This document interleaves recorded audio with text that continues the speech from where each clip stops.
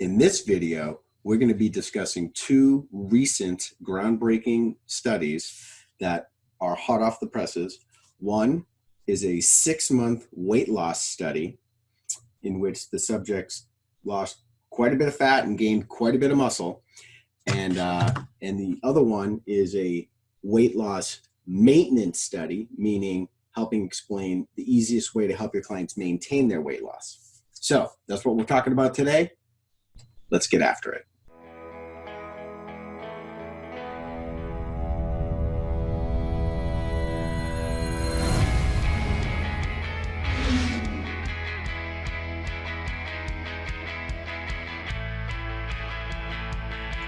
Hi, my name is Mike D'Angelo, and I help fitness business owners and personal trainers accelerate the growth of their business by helping more clients reach their goals in less time through game-changing online technology. In all my years in the industry, I've always tried to keep up with the science, as best any personal trainer can who's passionate about fitness, right? You want to learn as much as you can, and then you want to kind of pass that on to your clients. Well, this whole time I've been studying all kinds of, professors and exercise scientists and what's the latest research and all this. And one of the ones that lives closest to me in Boston is Wayne Wescott. And he has done all kinds of stuff for the American College of Sports Medicine. He works for Quincy College, and he's been doing research his whole life. He's just committed himself. And I'm going to show you a video later that, is him being interviewed about this study. And I approached him once we started building the software for personal trainers because I wanted to see if I could somehow help him with his research, because I'm crazy about research and I love the whole exercise science thing, right? So I approached him and I talked to him about, hey, we have this platform that you can collect, your research, study material, and then we can track progress over time with all your clients and run variances and all that stuff. So he said, great, let's give it a shot, because he's been doing this with paper and pen his whole life. And we've got this online platform that simplifies the process. And I wanted to be able to share that with him to possibly accelerate research, right? So we can learn more in less time. I think that's a good goal, right? So, and technology allows us to do that. And this technology also allows trainers to do that more efficiently with clients. But what happened with this study, is basically this. So it was a 6-month weight loss study, and these were the parameters for the study. And I'm gonna post this, and I'm gonna post the PowerPoint presentation that he had given me, that Wayne had given me, and he actually had presented this information to Harvard School of Public Health as a course, because resistance is exercise. And I'll show you a quick screen share. Resistance exercise and health benefits and medical implications of resistance exercise, and for Harvard Medical School. And the other one is resistance exercise in body composition for Harvard Medical School and Blackburn course in obesity medicine. So I'll go through those presentations probably in a different video, but I want to kind of give you the once over on everything now, right? So this is what happened in the study. So in 6 months, these subjects lost 14.1 pounds of fat and gained 3.5 pounds of muscle, 3.7 pounds of muscle, right? So that's a total of 10 pounds, 10.4 pounds lost on the scale. But these were the parameters, right? And it's not a whole lot. So it's a great way to communicate how a little bit of work done consistently over time with additional protein intake, and we'll get into how that works, goes a really long way. So in 6 months, this is what the subjects needed to do. They needed to work out twice a week, 20 minutes of resistance training and 20 minutes of cardio, right? And it was sort of interval. So they do a little resistance, they do a little cardio, they do a little resistance, they do a little twice a week. Total 40 minutes, 20 minutes of resistance, 20 minutes of cardio, 40 total minutes twice a week. They had to keep if they were female, they had to keep their calories between 1,200 and 1,500. And if they were male, they needed to keep them between 1,500 and 1,800. Okay. Then what they did was they took in 2 meal replacement protein supplements a day, every day. Now, these supplements were provided for these people in the study, but the reality is when you get your clients, or if you are a client, when you take supplements, like, it saves you money financially. Like, it helps balance out your diet, balance out your intake, and you end up getting better results from your resistance training workout, right? So let me go and show you what this looks like. Okay, so this is the end of the weight loss study. Okay, so you can see the total body weight loss was 10.4 pounds. Percent fat was down 5.8% from, the start. Total weight loss of 14.1 pounds in a lean mass gain of 3.7 pounds. Now, the caveat here that most people don't know is that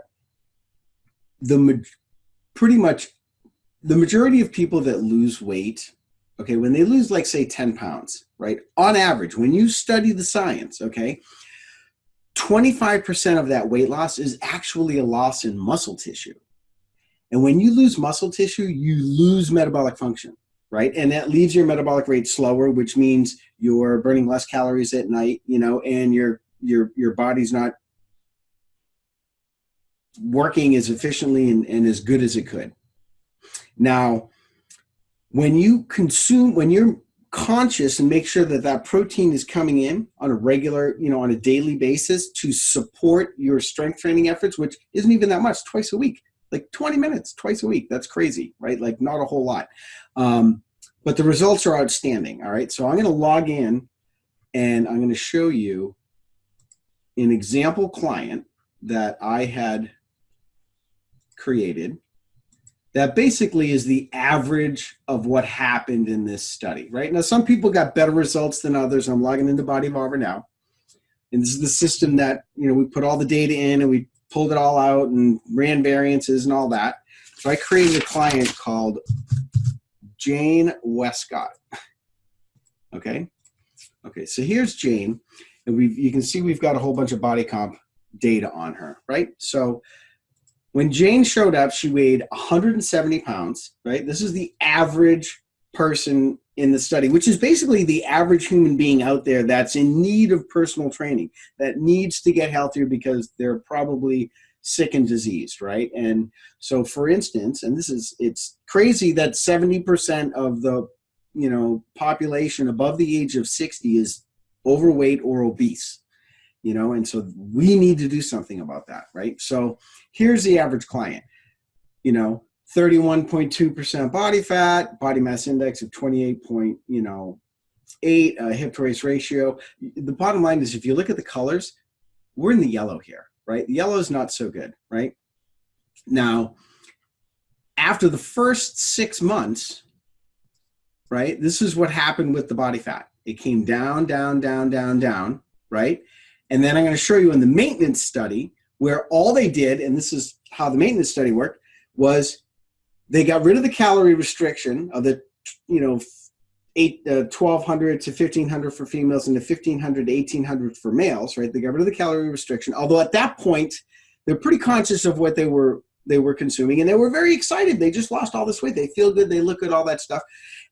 Then the next step was maintain the resistance, meaning still go in twice a week, 20 minutes, and to do the resistance training, and also interleave that with the cardio, 20 minutes of cardio, aerobic training twice a week as well, right? Same time, 40 minutes total workout twice a week.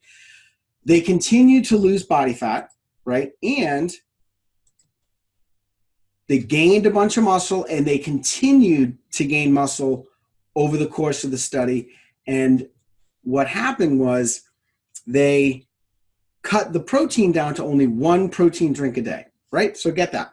So for the first 6 months, they did 2 protein drinks a day and did that workout routine, kept their calories in a certain amount.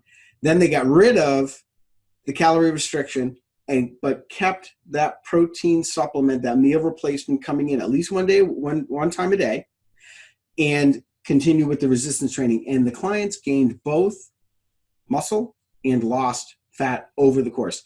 So the important thing to notice here is that when you're conscious and deliberate about consuming protein and you're doing resistance training, it cuts down on how much lean tissue you lose in the process of losing weight, right?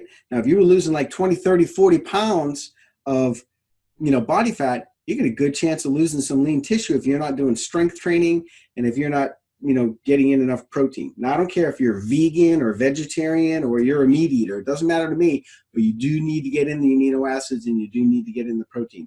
And there's all kinds of ways to do that. This is the interview of Wayne Wescott after the study. Check it out. We developed an interest in research related to enhancement of exercise performance, muscular development. And this was a weight loss study with a specific focus on trying to build muscle at the same time that we were losing fat. And indeed, in every aspect of the study, we found that those who took the extra protein had better results than those who did not. In the first 3 months of the study, we had two groups, a group that did exercise only and a group that did exercise plus the nutrition plan.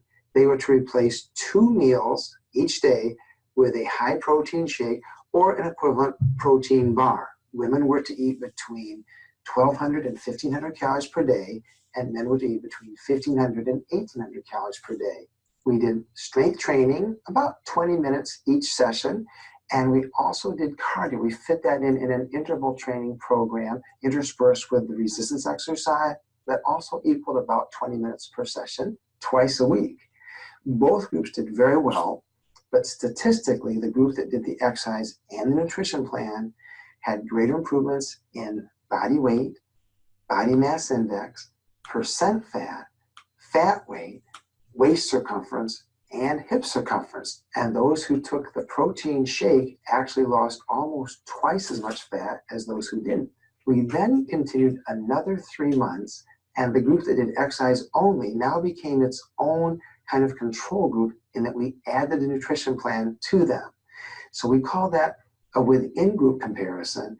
And in the second 3 months, they actually, just like the between-group study, had greater improvements in body weight, body mass index, percent fat, fat weight, waist circumference, and hip circumference than they did during the first 3 months.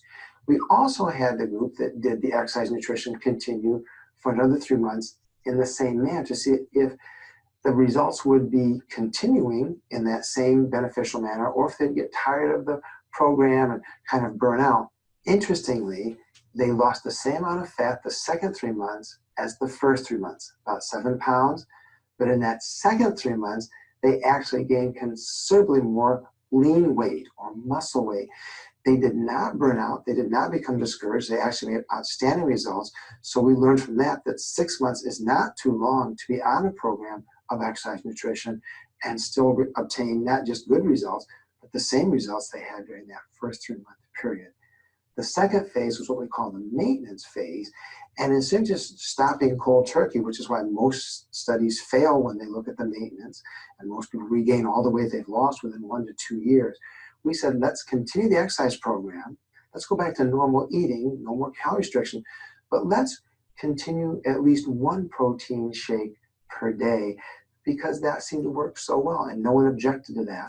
We haven't published this data yet, but in general, we were amazed to find that by continuing the 1 shake per day in the exercise program, we actually continued to add muscle and lose fat during the maintenance program, which means they're increasing the resting metabolic rate, which means even though they're going back to normal eating, they were still able to lose fat. And they lost a significant amount of fat, which I've never seen any other study accomplish that. Typically, you get about 50% of the people drop out of the program. We maintained almost 85% of the people who started during the first 6 months. And those are the hardest months because you have to cut your calories and you're starting a new exercise program and a lot of new lifestyle changes that you're making.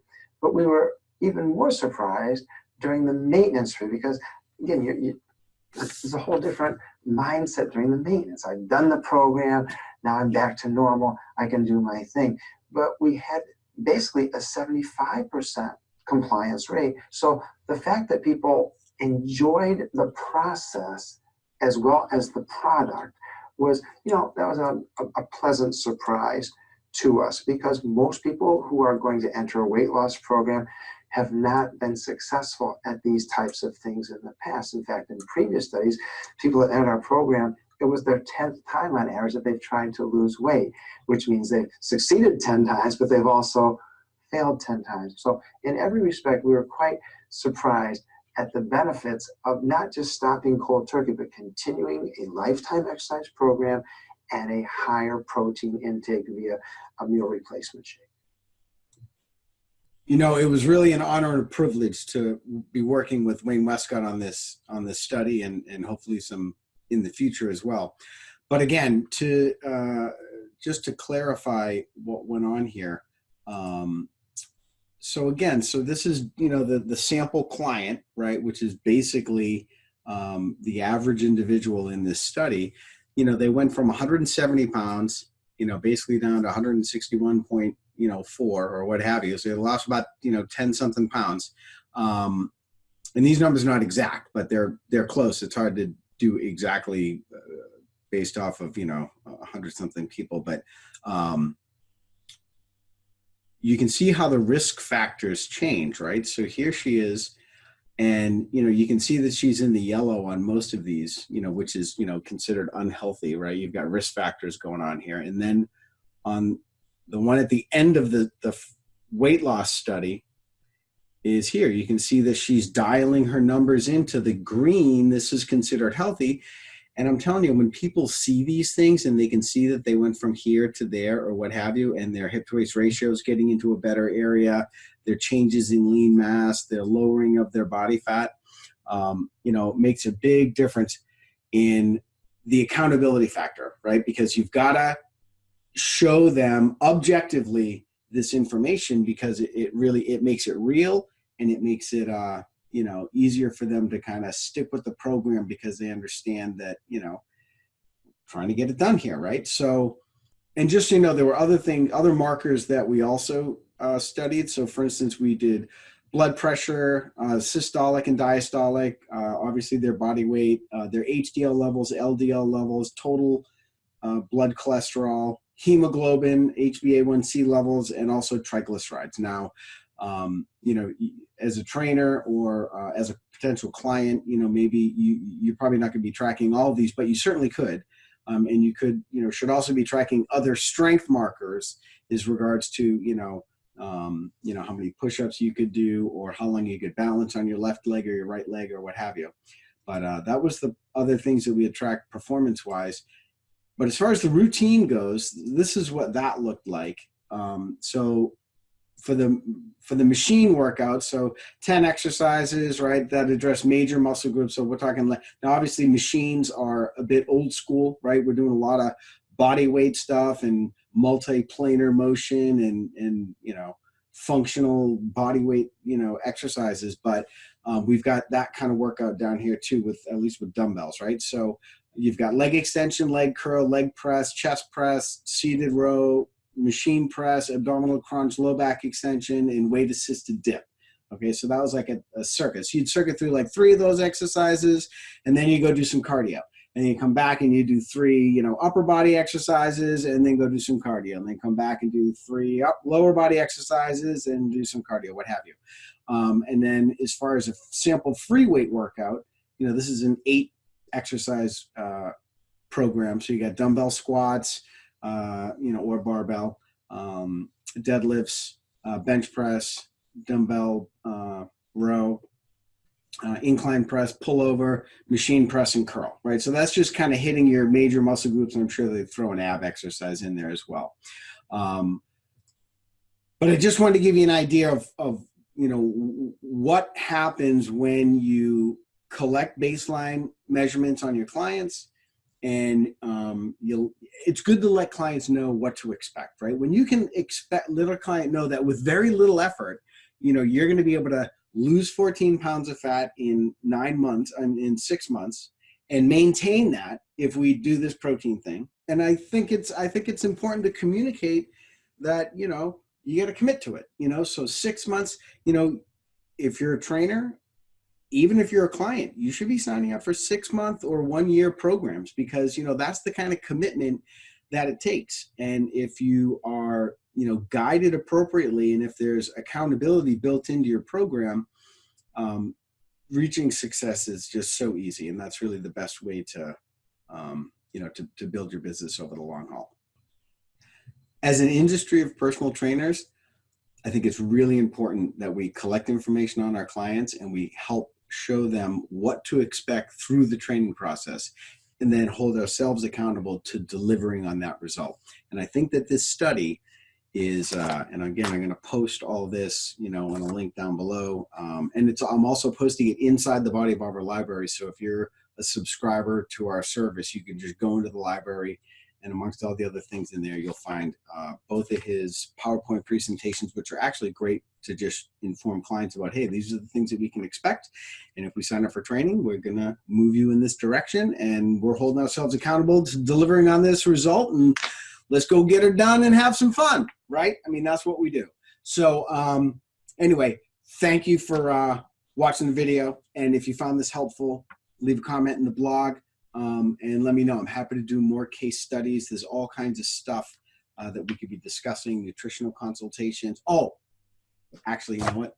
That reminds me. So I went into the goal page, right? Let me just show you this real quick. Okay, this is kind of fun, right? Okay, so I took the numbers on the average client in the study and I put them into the goal page. Check this out. Share my screen. Now here's the goal page, right? Now I ran these numbers based off of the study. Okay. Now if the clients actually consumed the average, for this case, in Jane's case, between 12 and 1,500, her taking in about 1,300 calories or so, right? Let's just say I'll even bump that up to 1,350, right? Just to get right on mark, 1,350, right? So if she does 1,350 a day on average, right? And she does, and again, the cardio, it's like what, 200 calories a workout, maybe 20 minutes, like twice a day, right? That's 400 calories. Then the resistance training, you're not going to burn as many calories as you do with the cardio, but you do burn more calories, through EPOC, right?